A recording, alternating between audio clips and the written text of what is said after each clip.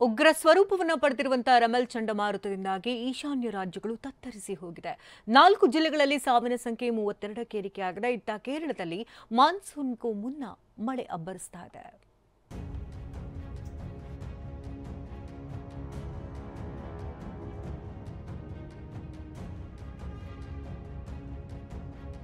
ಈಶಾನ್ಯ ರಾಜ್ಯಗಳಲ್ಲಿ ರಮಲ್ ರಣಾರ್ಭಟ, 32 ಮಂದಿ ಬಲಿ.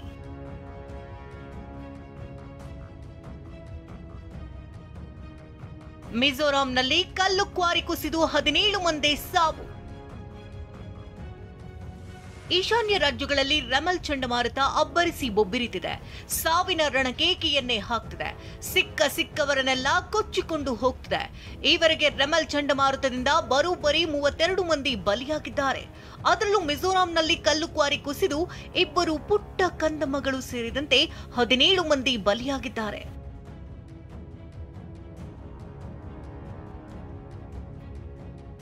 ಇನ್ನು ಚಂಡಮಾರುತದ ಹೊಡೆತಕ್ಕೆ ಅಸ್ಸಾಂನಲ್ಲಿ 3 ಬಲಿಯಾಗಿದ್ದಾರೆ. ಮೆಲ್ವಿನ್ ಲಿವಿಸ್ ಹಂದಿ ಸಾಕಾಣಿಕೆ ಮಾಡಿ ವರ್ಷಕ್ಕೆ 1 ಕೋಟಿ ಗಳಿಸ್ತಿದ್ದಾರೆ.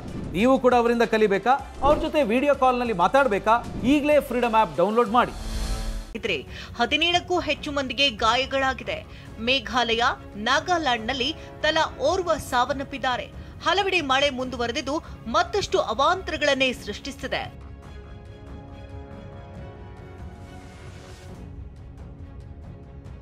ಮಳೆಯ ಆರ್ಭಟಕ್ಕೆ ಅಸ್ಸಾಂನಲ್ಲಿ ಸ್ಕೂಲ್ ಬಸ್ ಮೇಲೆ ಬೃಹತ್ ಮರ ಬಿದ್ದು 12 ವಿದ್ಯಾರ್ಥಿಗಳಿಗೆ ಗಾಯವಾಗಿದೆ.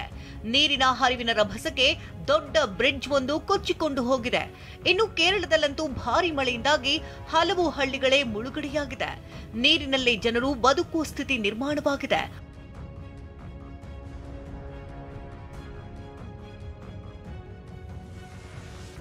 ಒಟ್ಟಾರೆಯಾಗಿ ರಮಲ್ ರಣಚಂಡಿಯ ಆರ್ಭಟಕ್ಕೆ ಈಶಾನ್ಯ ರಾಜ್ಯಗಳಲ್ಲಿ ಅಲ್ಲೋಲ ಕಲ್ಲೋಲವೇ ಸೃಷ್ಟಿಯಾಗಿದೆ.